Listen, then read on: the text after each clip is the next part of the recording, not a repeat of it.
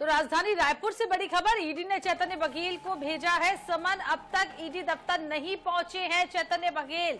शराब घोटाला मामले में आज पूछताछ होनी है। तो आपको बता दें कि ईडी ने 10 मार्च को ये जो है समन भेजा था, जिसके बाद आज ईडी के सामने चैतन्य बघेल को पेश होना था, लेकिन अभी तक ईडी दफ्तर नहीं पहुंचे हैं। पूर्व मुख्यमंत्री भूपेश बघेल के बेटे चैतन्य बघेल, शराब घोटाले से जुड़ा हुआ ये पूरा मामला, जहां आपको बता दें ईडी ने रेड मारी थी, लगातार दस्तावेज भिलाई स्थित घर में निवास पे खंगाले जा रहे थे, जिसके बाद ईडी ने समन भेजकर पूछताछ के लिए बुलाया गया था, लेकिन अभी तक चैतन्य बघेल जो है वो ईडी के दफ्तर नहीं पहुंचे हैं।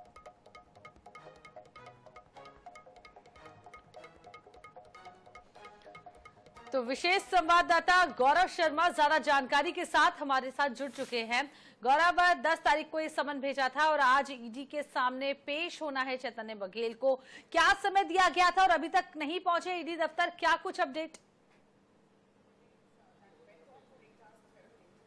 देखिए, 2000 करोड़ से अधिक के शराब घोटाले के मामले में पूछताछ की गई थी ईडी के द्वारा। पूर्व मुख्यमंत्री भूपेश बघेल के निवास पर दबिश भी दी थी और इस वक्त सीधी तस्वीर हम ईडी के दफ्तर से दिखा रहे हैं, जहां पर देखा जा सकता है ईडी के दफ्तर की सीधी तस्वीर हम दिखा रहे हैं, जहां पर पूछताछ के लिए अधिकारी जो है वो इंतजार कर रहे हैं। 10 बजे का वक्त मुकर्रर किया गया था, लेकिन ईडी के समन पर अब तक चैतन्य बघेल नहीं पहुंचे हैं।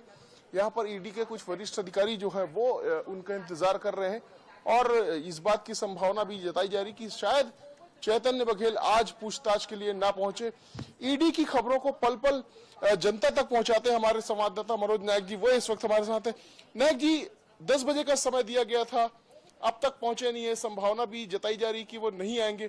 क्या प्रक्रिया होती है और क्यों कैसे इसमें फिर आगे ईडी कार्रवाई करेगी? जी देखिए, ईडी ने रेड किया था, 10 मार्च को रेड किया था और इसके बाद जो है भूपेश बघेल के बंगले से, भिलाई निवास स्थित बंगले से जो है 33 लाख रुपए की जब्ती की थी। इसके बाद जो है चैतन्य बघेल को समन दिया था कि 15 मार्च को वे यहां पर पहुंचे, लेकिन लगभग अभी 11:10 होने को आ रहे हैं, अब तक के वे नहीं पहुंचे।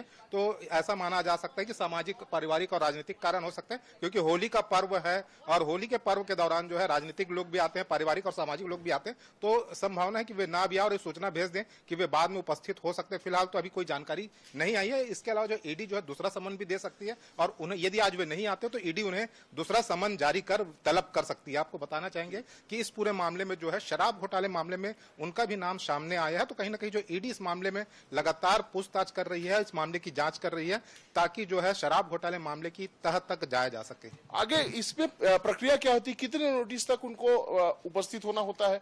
क्योंकि ऐसा ही एक मामला हमने दिल्ली का भी देखा था, जहां पर अरविंद केजरीवाल को 9 नोटिस जारी किया गया था, लगातार वे नहीं पहुंच रहे थे। क्या प्रक्रिया होती है, इसकी जानकारी हमारे दर्शकों को देंगे। देखिए, समन को लेकर कोई ऐसा विशेष वो नहीं कि संख्या गणित हो, कितने समन देना हो, 2 से 3 समन भी दे सकते हैं, क्योंकि अरविंद केजरीवाल जी का मामला अलग था, क्योंकि मुख्यमंत्री थे उस दौरान और वे, उनके बहुत सारे कामकाज थे, तो व्यस्तता रहती थी, इस कारण जो वे नहीं पहुंच पा रहे थे। लेकिन चैतन्य बघेल को जो भी है 2 से 3 नोटिस देंगे, यदि नहीं आते हैं तो ये माना जाएगा कि कुछ गड़बड़ है, वे जानबूझकर उपस्थित नहीं हो, तब ईडी जो है उन पर शिकंजा कर सकती है। फिलहाल तो ये माना जा सकता है कि यदि आज नहीं आते हैं तो पारिवारिक कारण भी हो सकते हैं, होली का त्योहार है, ये तमाम कारण है, तो ना भी आए तो भी चल सकता है, क्योंकि दूसरा नोटिस जरूर जारी करेगी ईडी। तो दूसरा नोटिस ईडी जारी कर सकती है और जैसा कि नायक जी बता रहे कि पारिवारिक कारण भी हो सकता है और चूंकि त्योहार भी, इस वजह से ये माना जा रहा है कि आज चैतन्य बघेल ईडी के समक्ष पेश नहीं होंगे। हमारे सूत्र भी कुछ इसी तरह की जानकारी दे रहे हैं, तो ये माना जा रहा है कि ईडी जो है वो अगला समन, अगला डेट जो है उनको दे सकती है, उस डेट में उपस्थित होंगे, तब उनसे आगे की कार्रवाई को लेकर पूछताछ जो है वो की जा सकती। लेकिन फिलहाल एक बार फिर से सीधी ईडी के दफ्तर की तस्वीर दिखाना चाहेंगे हम, जहां पर सन्नाटा पसरा है।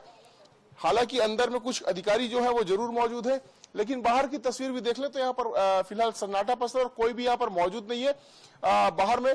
और अब से कुछ देर तक के जो पहले तक के इंतजार कर रहे थे बाहर अधिकारी, लेकिन वो भी अब बाहर जा चुके हैं और ये माना जा रहा है कि अब चूंकि चैतन्य बघेल जो है वो शायद नहीं आएंगे, तो ये माना जा सकता है कि ईडी अगला नोटिस उन्हें जारी करेगी और उस डेट में बुलाकर उनसे पूछताछ की जाएगी।